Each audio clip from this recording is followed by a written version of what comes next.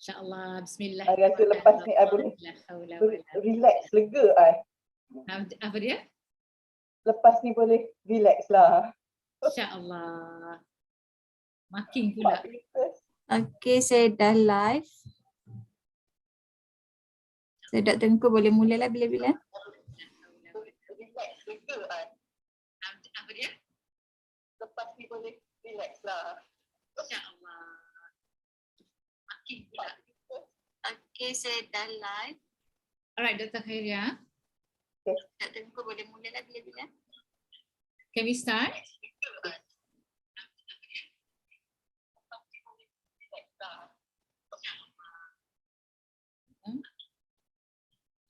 Alright.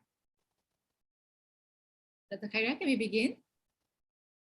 Alright, okay. Bismillahirrahmanirrahim. Welcome to the 9th series of webinar conducted by Salpa Research Unit of IIUM. It gives me great pleasure to introduce our invited speaker for today's webinar, Assistant Professor Dr. Khairia Osman.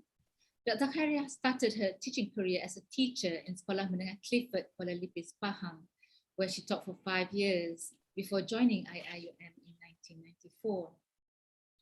She has an array of degrees to her name. She told me just now not to read them all, but I think this is too interesting not to read them all.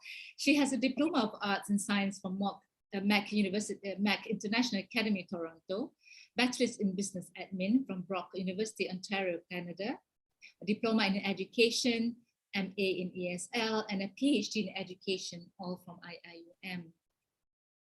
The title of her PhD thesis was Teachers' Conceptions and Practice in Islamization of Knowledge in the Teaching of English, a case study. Her areas of interest are mainly in Islamization of knowledge in English language teaching, teaching of culture, and world Englishes. Dr. Khairia has held various posts in SALPAD, including that of the coordinator of the Teacher Development Unit, mentor for Basic Teaching Methodology course for the Center for Professional Development, coordinator of Research Unit, head of Research Unit, and deputy head of the English Language Division. Additionally, Dr. Khairia was also the secretary for the first International Language Conference of SALPAD, ILC 2008, program chair for Seminar on Islamization of Knowledge, program chair for Pre-Symposium Conference on Islamization of Knowledge. Without further ado, I would like to invite Assistant Professor Dr. Khairia Osman to deliver her talk on Islamization of Knowledge in English language teaching. Is there a need? Tafaddal mashkura, Dr. Khairia. Thank you very much, Datin Dr. Engku Hadiza, for the kind introduction. I don't know much about Islamization of knowledge, but the little that I know, I hope it will benefit you. Yeah. Okay.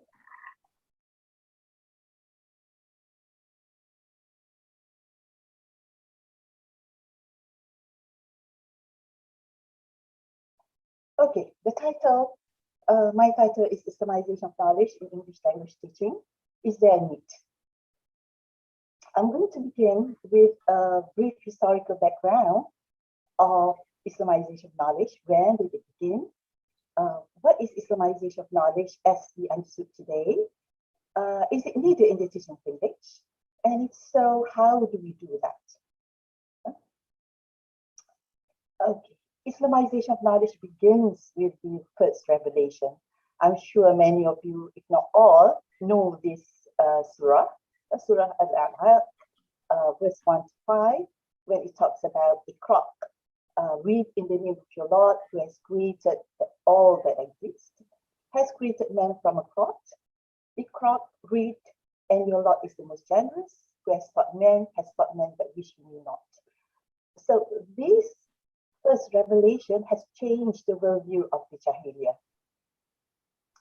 And one Dawood has elaborated on this in his book, The Educational Philosophy and Practice of Syed Muhammad Naqib al-Atas.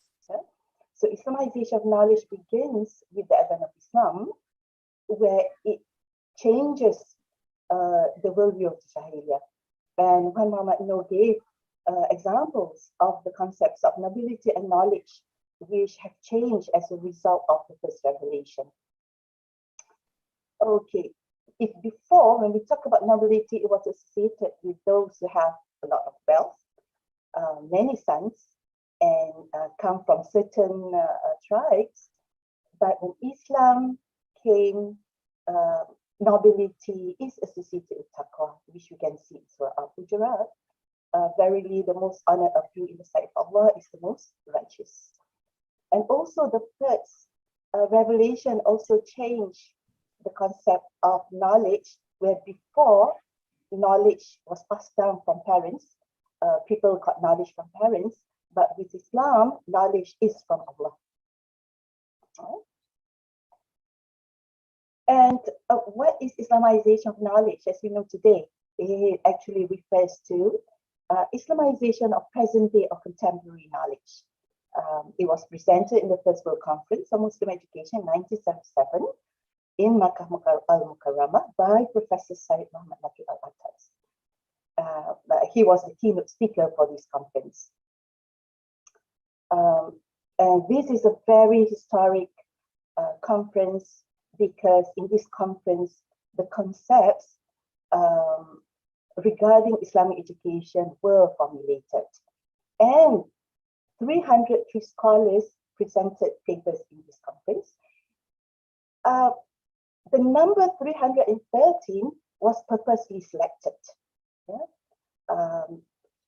It is to reflect the number of Muslims during the War of Badr, when we won. So taking that spirit, it is hoped that the agenda of Islamization of knowledge would flourish. So how do I know that 313 scholars? I'm very fortunate because I had the opportunity to learn from one of the secretaries, one of the organizing secretaries of the conference, Professor Ghulam Nabi Saki. So Alhamdulillah. Okay, so the aim of Muslim education, as identified by the conference, is the creation of the good and righteous man. So it's not about just making students get good grades or helping them to get good jobs, although those are important as well, but the main one is to create good and righteous men. This can be seen from the First World Conference on Muslim Education, where the ultimate aim of Muslim education is in the realization of complete submission to Allah at the level of individual, community, and humanity at large. So what is Islamization of knowledge? As we understood today, it actually refers to Islamization of present day or contemporary knowledge, the term used by Professor Al-Atas. While Professor Al-Faruqi used Islamization of modern knowledge or Islamization of disciplines. I said earlier that the First World Conference is historic. Why? Because as a result of the First World Conference as well, IIUM was established in 1983. Similarly with these other institutes, to carry out the agenda of Islamization. So the basic premise of Islamization of knowledge, that present day knowledge or modern knowledge that comes from the West is neither neutral or universal. It has undergone the process of secularization and westernization, and it's not only incongruent with, but also more importantly endangers Islamic faith. Yeah? And Al-Atas argued that knowledge is not neutral. It masquerades, in fact, as knowledge. So it's not true knowledge anymore. And knowledge, as it is understood today, has been interpreted from the Western point of view. So, in short, Islamization of knowledge is needed. Why? Because present day knowledge is not true knowledge, and it has been corrupted, the word used by Al-Atas. Why? Because it is embedded with Western culture and civilization, which may not be in line with Islamic principles, like the theory of Darwin, for instance, which says that man is actually from apes. Yeah, this is definitely contradictory to Islamic perspective. So, is Islamization of knowledge needed in English language teaching? Yes, because it is one of the missions of ILM. And also because of the aim of education, which is to produce good and righteous men. Besides, we teach them how to be proficient in the language. We want them, more importantly, we want them to be good and righteous men. And in relation to English language teaching, it is not neutral, which we can see from the instruction materials, vocabulary, social discourse patterns, and idiomatic expressions. So these are the 4 things that I'm going to talk later on in this presentation. Okay, so Al-Faruqi and Al-Atas argue that contemporary or modern knowledge has been monopolized by the West. So when we talk about the West, it is very much related to English language teaching, because when we talk about English language teaching, it is associated with the West. Just like when we talk about Arabic, it is associated with Islam. Islam is associated with Arabic. So when we talk about English, English is associated with the West. So some scholars, some of the scholars here I mentioned here, argue that English language teaching is not neutral. So that is the reason why we need to Islamize. Okay. So what is Islamization of knowledge in the teaching of English? Basically, we want to bring back Islamic concepts, values, principles in the teaching of English. Why? Because English language teaching is not neutral, which we can see in the Western texts. So not only that they are different from Islamic values, but more importantly, they run contrary to Islamic values and principles, which may, like I said earlier, which may endanger Islamic faith. Okay, again, why it is needed. So these are the 4 things that I'm going to talk about. So in reading text. For us, we have been in the teaching of English. We know that the materials are, some of the materials are not in line with our perspective. Yeah? So in the teaching of English, the materials used are produced and written by Western writers. Hence, the materials reflect the values and culture of the West. Why? Because Cordes said language is a carrier of culture, and therefore language and culture are intertwined and inseparable. Lado 1957 and Upton said. Most textbook writers are native speakers who consciously or unconsciously transmit the views, values, beliefs, attitudes, and feelings of their English-speaking society. So as a result, there is a tendency for Muslims, consciously or unconsciously, internalize the values inherent in these texts. And these values, we are worried that these values, which are contrary to Islamic teachings, for instance, are assimilated, accepted, and practiced by students. These are some of the examples taken from British textbooks. And our colleague Ruzai, Charlie Ayub, Qurashi, and Intuan Ibrahim evaluated 5 textbooks used in intensive course, and they found that the books are loaded with features of Western culture. And in fact, there is a clear religious and cultural bias in LT materials.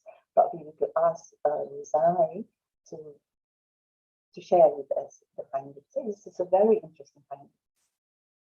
And they suggested publishers to consult experts in the cultures depicted in their textbooks and to publish local editions of the textbooks in order to make the contents more culturally responsive. For our center, we realized the problem by the problems in the Western text, and for that reason, we have come out with instructional materials. Thank you to Sister Aisha and the team who had spent hours, who has spent years, I would say, to come up with our instructional materials. May Allah bless them and may Allah accept your efforts. Okay? So the second reason why we need to do Islamization in the teaching of English is because of the vocabulary. Because many words, English words and concepts as conveyed through the English language have meanings different from that which Muslims have prescribed to them. And Al-Atas gave an example of the conception of knowledge. When the Western would say knowledge as what the rational mind can grasp of the rational and empirical world. So, something referring to the rational mind, and it does not include the religious domains. But for Islam, that is actually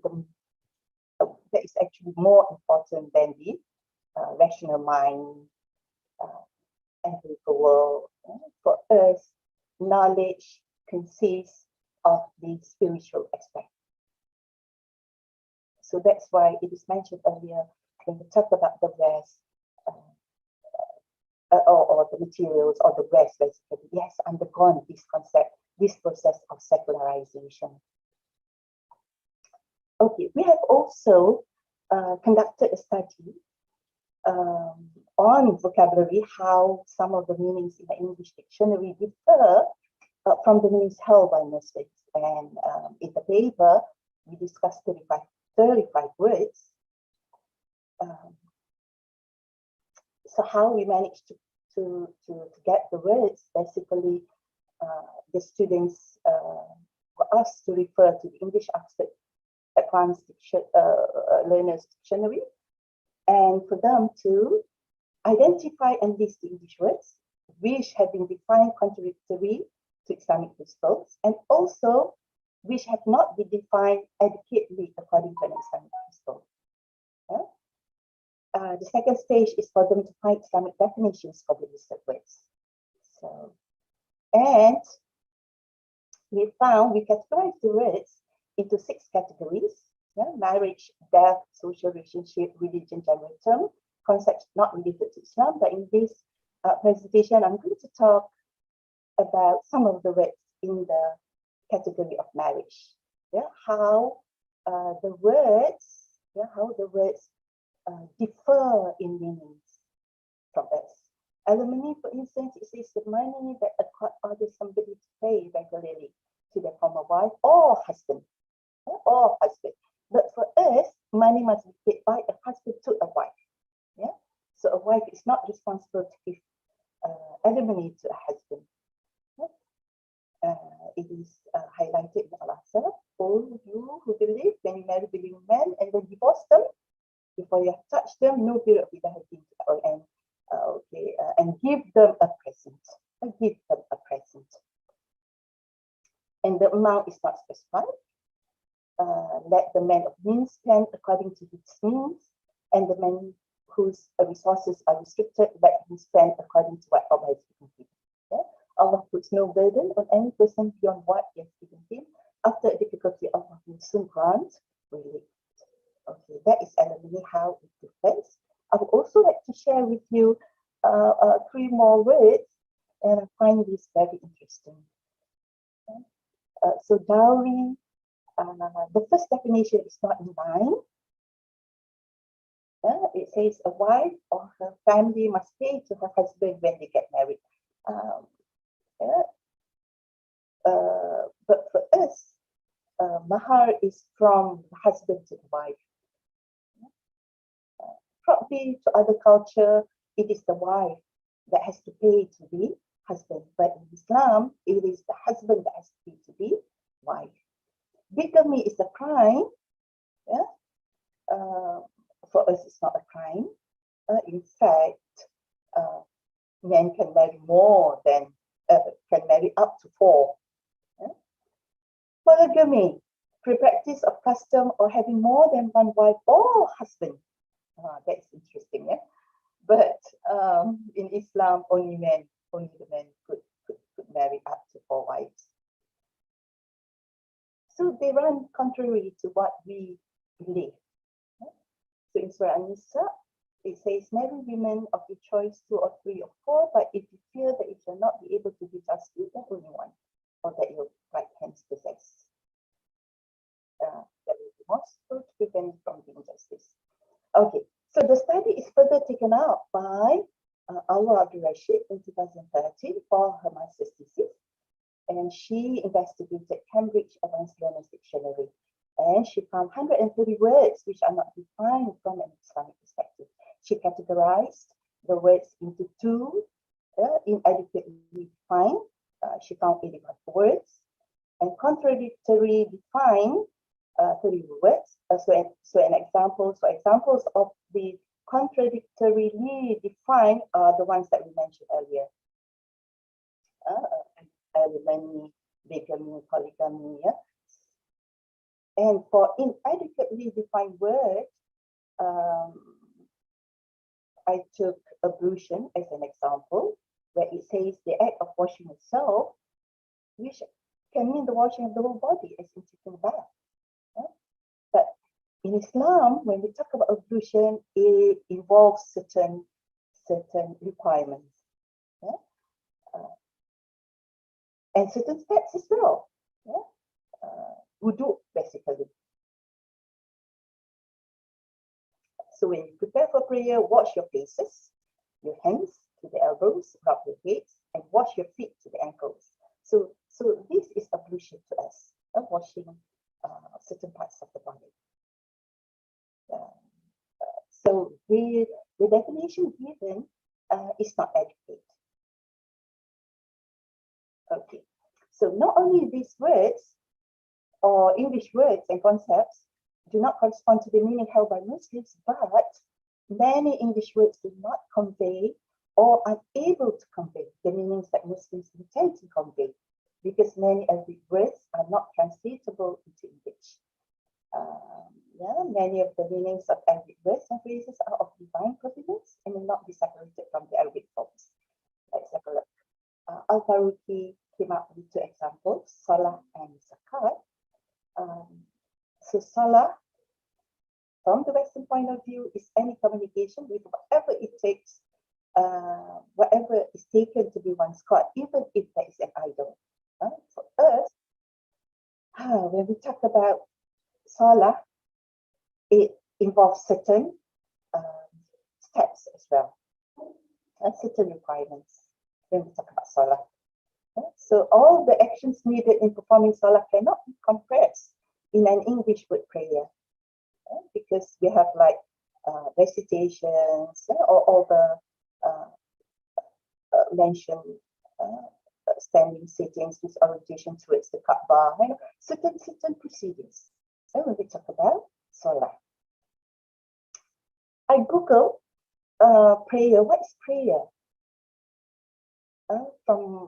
And I found that in Oxford Languages, it says, yes, a solemn request for help or expressions of thanks addressed to God or another deity, an earnest hope of which.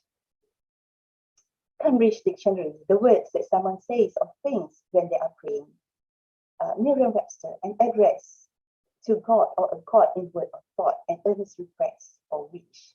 And Collins, prayer is the activity of speaking to God. For us, prayer is the activity of speaking to God, yes, but probably it could refer to dua in Islam. Of course, Salah is also an activity of speaking to God as well, but it could also mean dua back. So it shows that Western online dictionaries also do not or cannot convey the meaning of Salah. Okay, another word is zakat, given by Al-Faruqi. When we talk about zakat, it's not just charity, but it's a form of charity, but it is obligatory. and the amount of wealth to be given is also specific. Yeah, and we know about this. Okay, the third reason why we need to do why Islamization of knowledge is needed in English language teaching is because of the social discourse patterns. So for Muslims, the language they use is a reflection of their worldview. Yeah, for us, like we say Inshallah, Alhamdulillah. When someone passes away, then we say Inna lillahi wa inna ilaihi raji'un. For saying this, we are rewarded. You know, for saying this, we are rewarded as well. And Ratnawati said, the interconnectedness between language and culture affirms that the vocabulary and social and discourse patterns of a people reflect the values and beliefs. And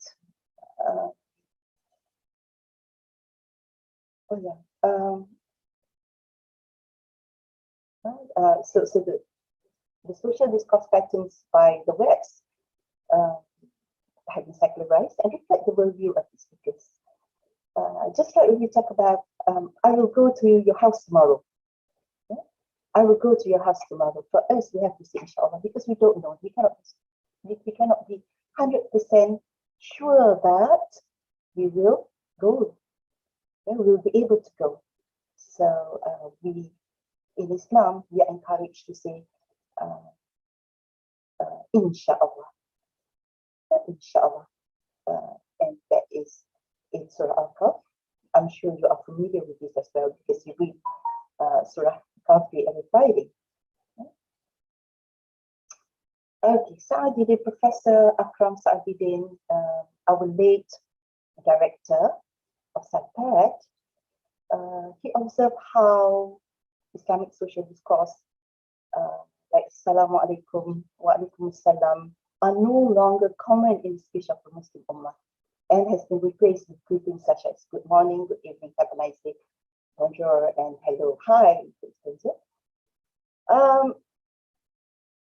Yes, I used to ask my students when we had physical classes last time, yeah, how many times they give salam, how many times in a day they give salam. Yeah, so at the beginning of the semester, many of them would say none in a day, or one or two. Malaysian students especially would not make it a habit of giving salam. Even if they give salam, they would give it to those whom they are close to or whom they know. So salam has become exclusive nowadays. Salam has become exclusive. Unlike international students in my class, you know, last time, it has become a part of their life. And I encourage them to give salam. And at the end of the semester, normally, majority of them would say that they give salam more than 10 times a day. You know, imagine, yeah? Let's say we have 100 students, and each one of them gives only one salam. I hope, you know, we are rewarded with that 100 salam that you give. Yeah. So for living, for making sunnah a part of our life. Yeah? Okay, so Prof. Sa'adidin also talk about how these important greetings like good morning, for instance, do not only drop the concept of God, yeah, around which all Islamic social discourse turns, but also more importantly, they substitute the created for the creator. Okay.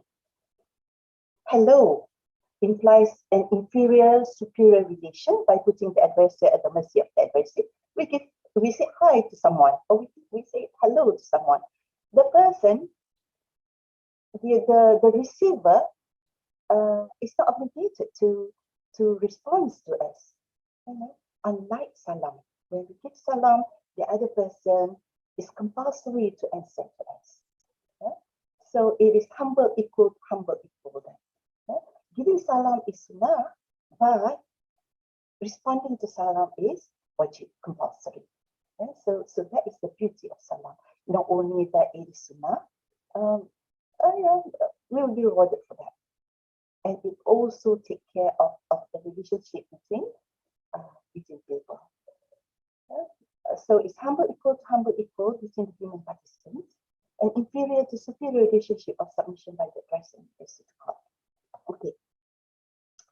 Okay. Yes. So humble to equal, humble equal to humble equal.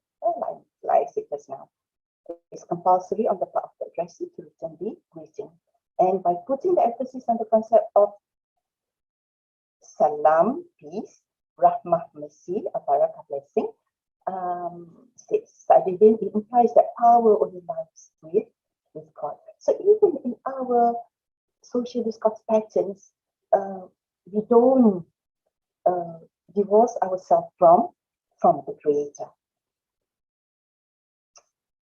And he urged that social discourse, Islamic social discourse, to be retained as it is a marker of identity and leadership in the Ummah. Replacing Western social discourse would subject Muslims to one aspect of systematic de-Islamization processes that would undermine Muslim identity. So the fourth one that I would like to share is the secular idiomatic expressions. When we talk about idioms, a mastery of idioms is a reflection of native speakers' proficiency. But the problem with English idioms is that it is rooted in the Judeo-Christian culture. So which means that it may indicate the presence of English idioms, or the presence of elements which are not in line with Islamic point of view. Right? So will not be appropriate for Muslim learners due to its cultural and religious interpretations. So for us, although we have to know idiomatic expressions, it doesn't mean that we have to use them. Yeah. So we must strike a balance between safeguarding our Islamic identity and being competent in living language. We conducted a study on this. We investigated English idiomatic expressions that could be considered to be insensitive to Islamic faith as perceived by Muslim students, and the reasons as to why they found those expressions sensitive to them. And we categorized the idioms into 8 categories. And, okay, this is an example, a reference to cross in Christianity. When we talk about cross the fingers, the dictionary says a superstitious way of receiving good luck or nullifying a promise. Oxford Idioms defines it as hope that something will be successful, wish somebody good luck. For instance, I'm going to give my first lecture tomorrow, so keep your fingers crossed for me. So in other words, a person will use this idiom when she hopes to receive good luck or something which she desires. So in using this expression, people normally cross the first 2 fingers of one hand. Like this. The second instance to use this idiom is when a person has to make a promise but does not mean it. And by crossing the fingers, it will nullify this promise. So this is done by crossing the fingers behind one's back, and crossing the fingers nullifies this. This is what they believe. The West believe when they say about crossing fingers. Okay, so what is it that our students say? So they argue that no such things as luck, and there's no room for superstition. Everything, either good or bad, is determined by Allah. Disasters and misfortune take place according to the will and plan of Allah.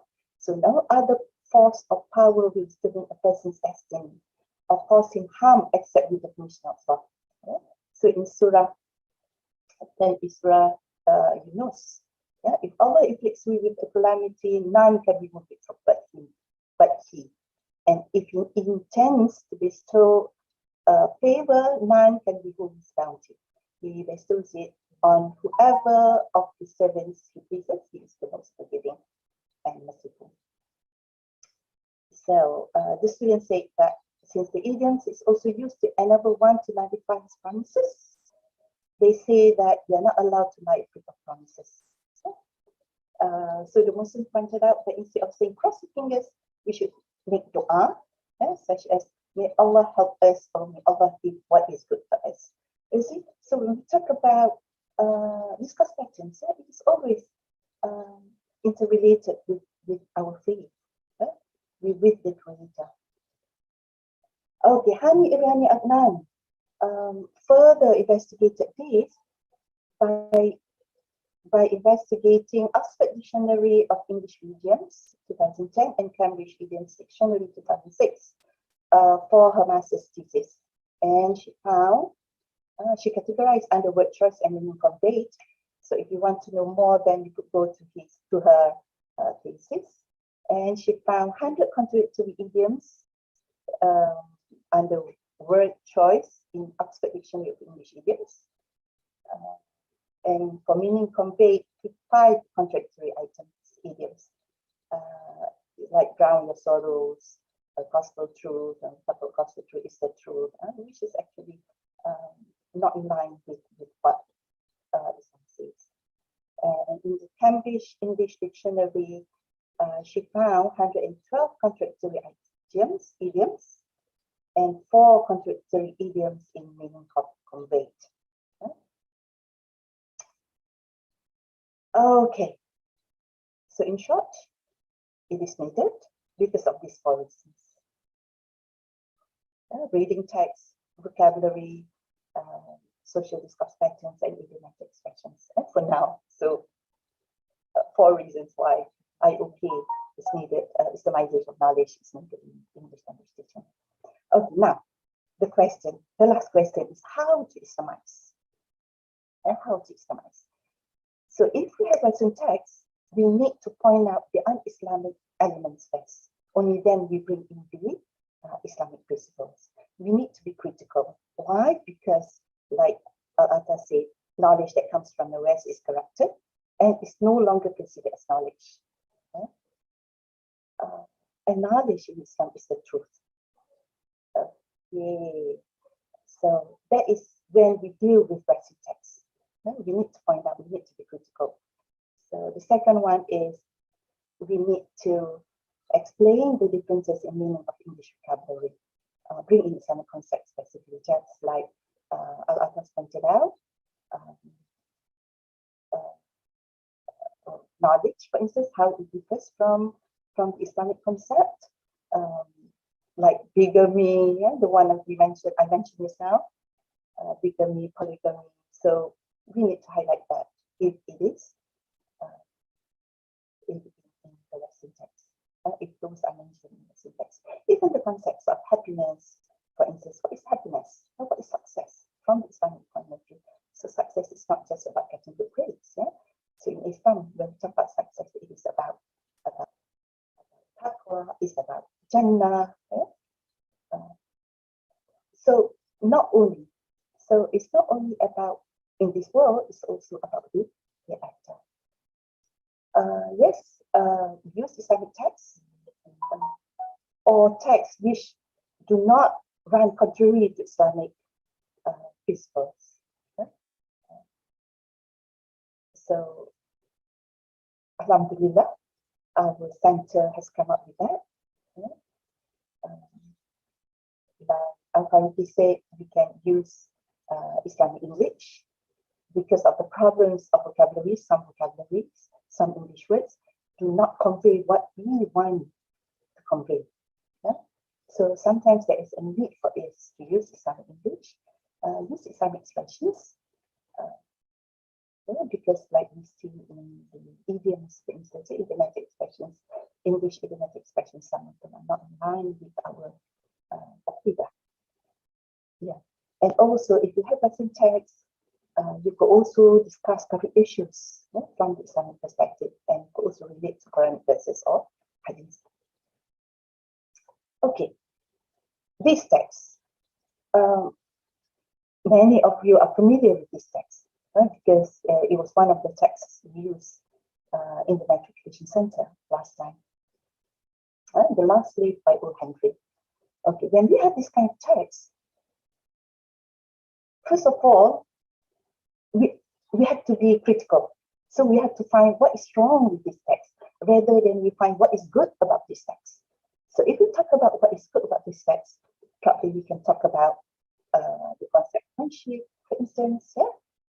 But if we are talking about what is wrong, what is not in line with Islamic principles, yeah? So we can talk about the issue of shirk or shirik. Yeah? She believes that her life would end when the last leaf on the tree outside her window falls. So we will talk about this, about death. It's not determined by the last leaf. Yeah? So believing in the last leaf is sure. Of course, you can also talk about other good things about this text. But the first thing is you have to be critical. Why? Because the theory of Islamization says that knowledge from the West is not true knowledge anymore. So for that reason, you have to be critical.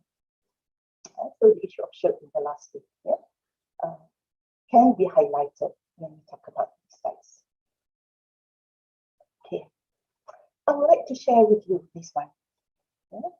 How even international Muslim singers, yeah, they do Islamization as well. Friday versus Jum'ah. Friday versus how Friday is seen from the Western perspective, and what is Jum'ah? What is Friday from the Islamic point of view? Yeah?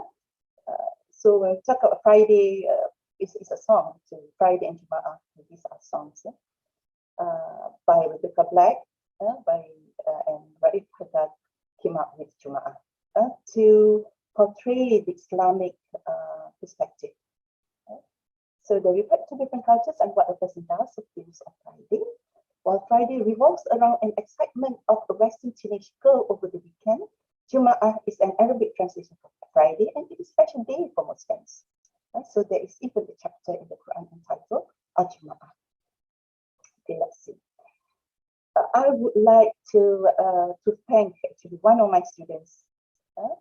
He came up with this one, Muhammad Fakrullah Zulkifli. I'm very excited when I look at this, at the differences. So for Friday, a Western teenager will wake up at 7 a.m. In the morning. But for us, for Muslims, yeah, it's 5 a.m. wake up for Fajr. Wudu, got to make wudu, got to pray my sunnah, got to make wusul, got to clip my nails. So all the sunnah on Friday. So it is educational. Yeah? The song by Raif Haddad. Looking outside, the sun is rising in the sky, everyone's rushing, and for Muslims, rushing to masjid. So you see, in English songs as well, Arabic words are being used. Because it's easier when we talk about wudu, it's easier. We understand when we talk about wudu. It doesn't need an explanation for us. But for the West, Rebecca Black says that, I got to catch my bus to see my friends. So Friday is for them to see their friends. But for us, Friday is to go to the masjid and got to say salam to the imam. Okay. Rebecca's Black Friday. We are driving on the highway, fun, thinking about fun. So it's not fun, but Friday is not fun to them. You know what it is? I got this, you got this. My friend is by my side, so it's about friends. It's about fun. But for Jum'ah, it's about Friday prayer. It's about Friday prayer. Talking about something like Fiqh al-Zakat. They are whispering, chatting from the crowd. Do they know what's haram? So it's even an advice there. I stand up, prayers about to start, foot to foot, shoulder to shoulder, just to step on me. I find this very interesting.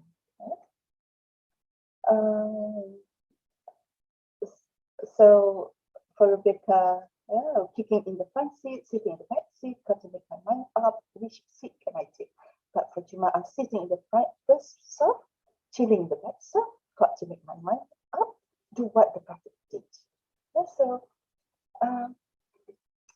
with that, I would like to end my presentation with what the president of Triple IT, Professor Taha Alwani, said in 1919 keynote address at the annual conference on the Association of Muslim Social Scientists.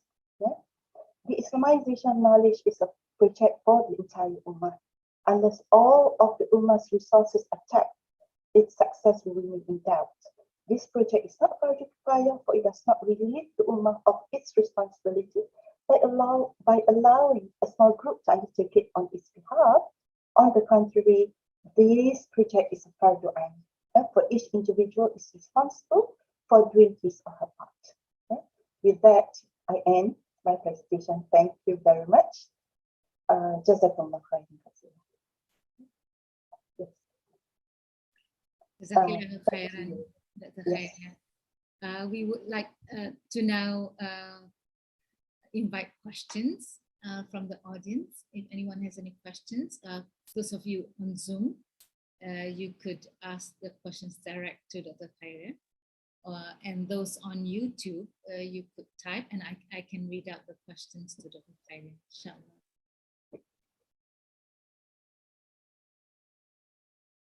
I think they all just stunned Dr. Khairan with the amount of information that you have given us today. It's quite a lot. Yes, it is a lot. It is a lot. Let's see if we have any questions.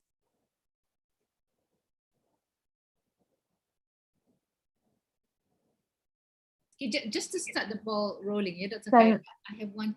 Okay, Raja Mira. I heard a voice. Assalamualaikum. Okay. Farida here. Can you hear me? Yes, we can. Okay, I'm just would like to get Dr. Haria's opinion of how do you think about our current practices at Salpet. In what way we can improve our practices with regard to making it more Islamic? Do you think it's enough what we are doing? If it's not enough, what else can we do to improve the what we are doing? Thank you. Thank you, Dr. Farida, for a very difficult for that difficult question.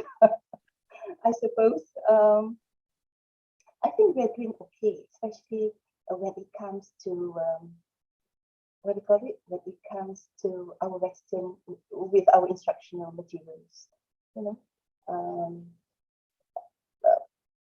it's good. It's good.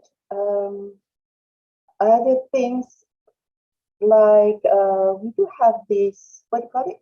The yearly thing that we have, but that is good. Khemah ibadah, khemah ibadah, ibadah camp. That is good actually, because probably for some people never formed tahajjud, for instance. That is a very good experience for them. I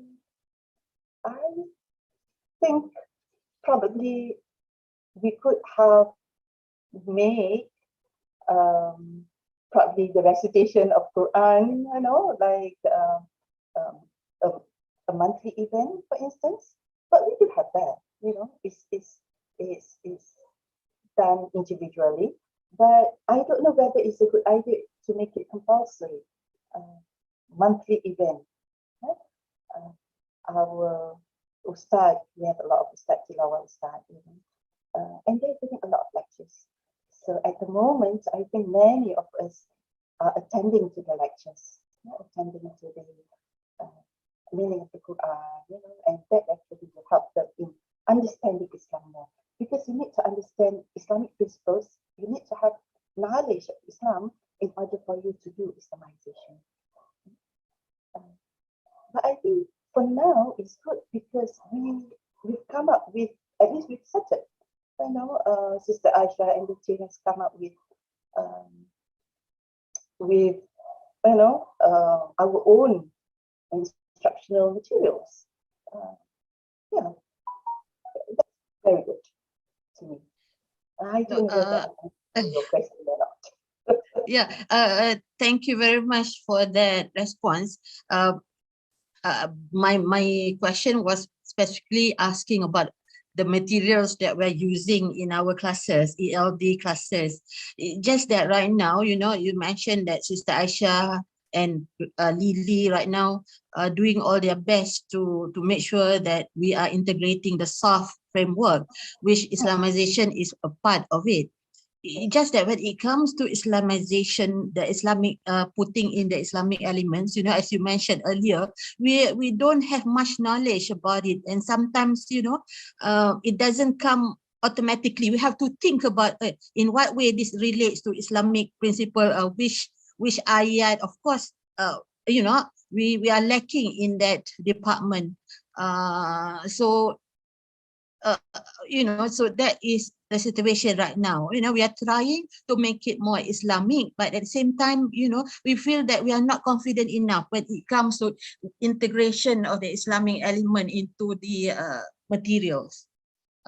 In what way you can think that can be made easier? Help. Yes, we could come up with a teacher's guide. But first of all, let me be clear that when we talk about Islamization, it's not necessary for us to cite Quranic verses or hadith. It is enough that what we say is actually in line with Islamic perspective. So to help teachers, we could come up with a teacher's guide, teacher's guide. But I think we are doing that for our current instruction materials now. We do have teacher's guide as well, to help them. But inshallah, yeah, we do. I know that they're trying their best. It's just that it's not as easy that we wish it. It's not.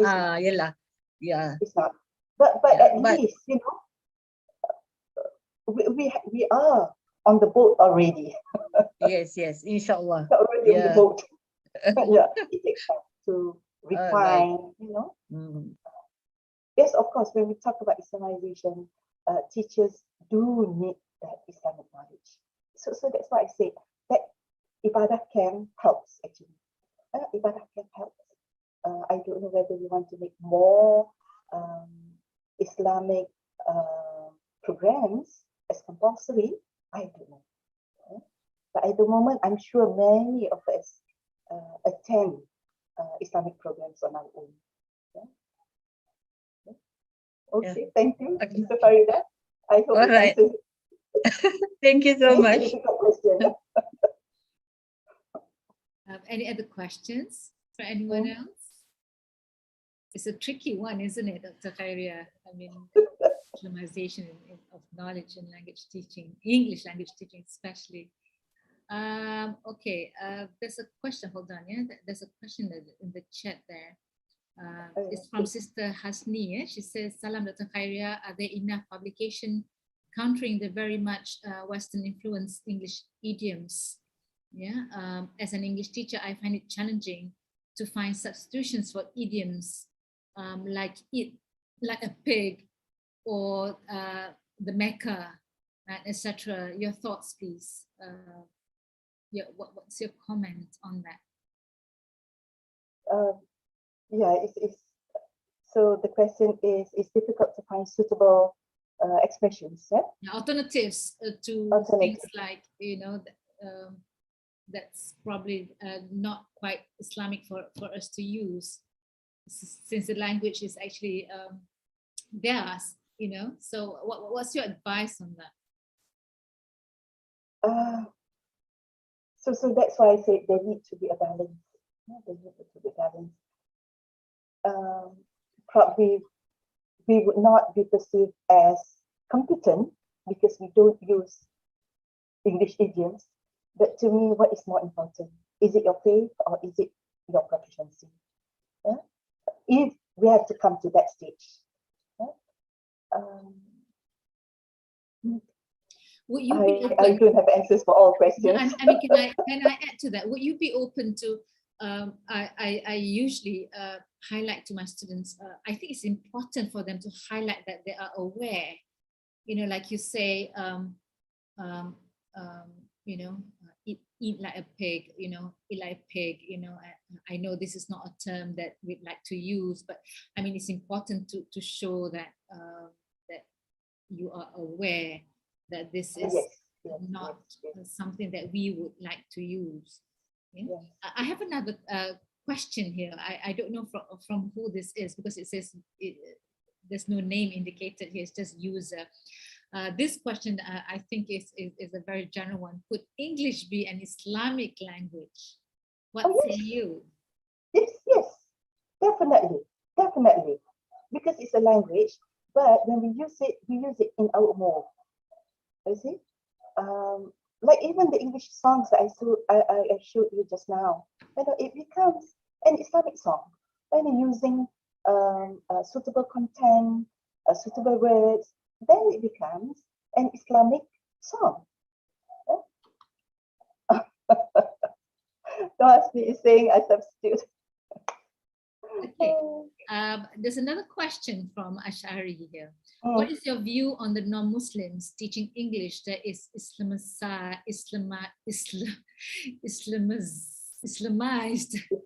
for not being able to say that word? Would they be able to deliver effectively? What's your opinion? It's not compulsory for them to deliver the Islamic content. Yeah? But it's good if they can, because in teaching, you have to know the culture of your students. Because I think what he's asking is because I think we have non-Muslims teachers in South itself. So would we want them to highlight that this is not in line with Islam, or would they just can they just ignore this? What do you think? It's good. It's good for them to highlight, you know, being an Islamic institution, and also considering the background of the students, the Muslim students, they need to understand the culture of the students. They could also ask the students, you know, what is wrong with the text. So if we have students from Islamic background, they would be able to highlight to us. They would even be able to come up with the verses first. So but what is important is that for us to know what they're saying is right. That is the thing. Would it be fair to say then, Dr. Khairia, that raising awareness is key, knowing what is in line with Islam and what is not in line, and probably to get students to think critically about their usage of the language? Would you agree with that? I mean, it's not so much as, you know, telling them, but just getting them to be conscious about the language that they are using. Right. Agree. I agree with you.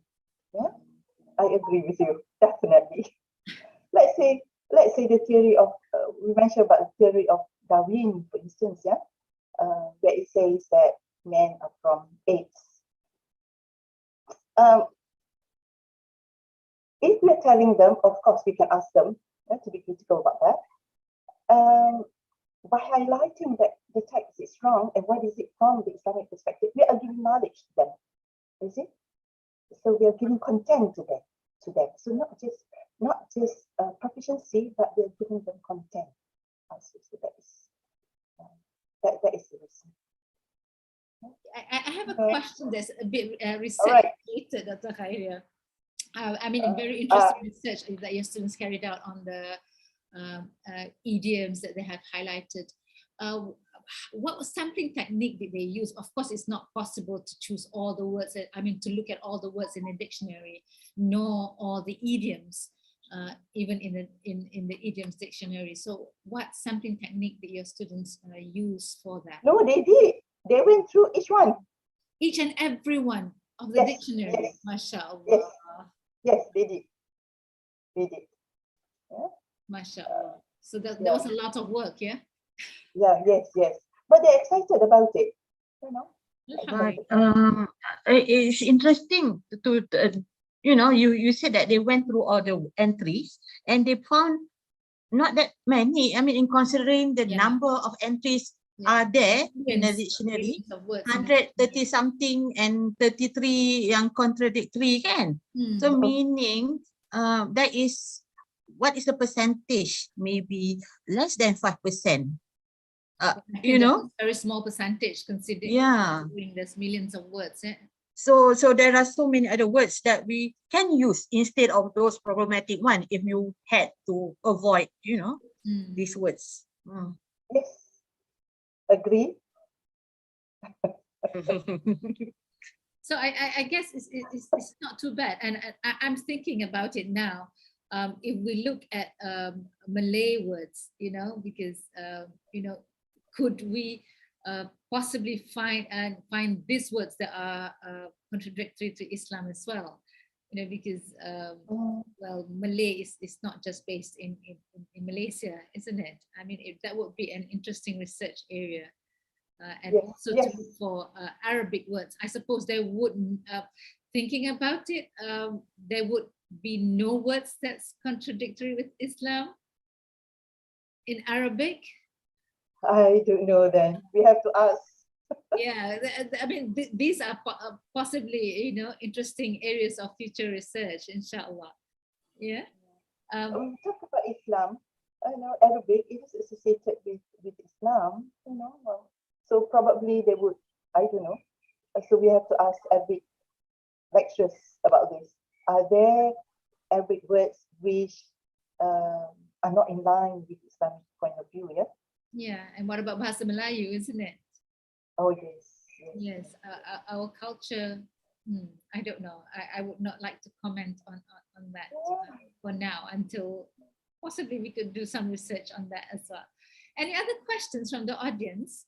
I'm trying to check on the YouTube. There's no questions so far on the YouTube. Any other questions? Of course, Dr. Khaira, did you put your email address?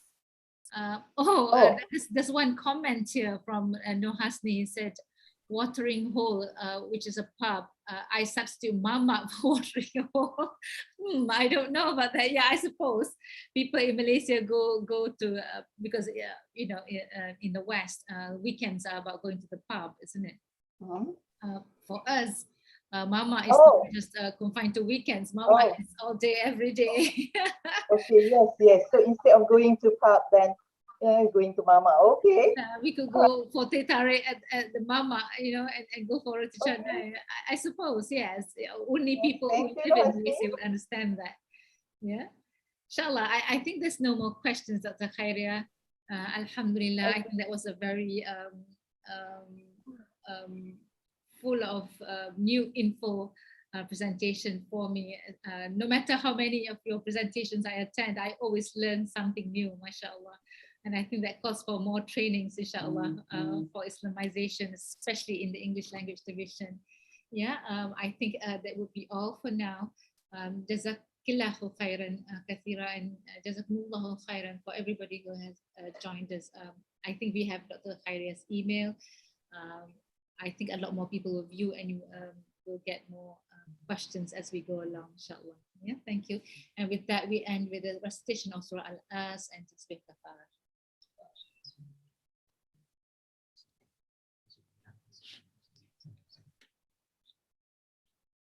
Okay. Thank you very much. Assalamualaikum warahmatullahi wabarakatuh. Till the next webinar series, inshallah. Inshallah.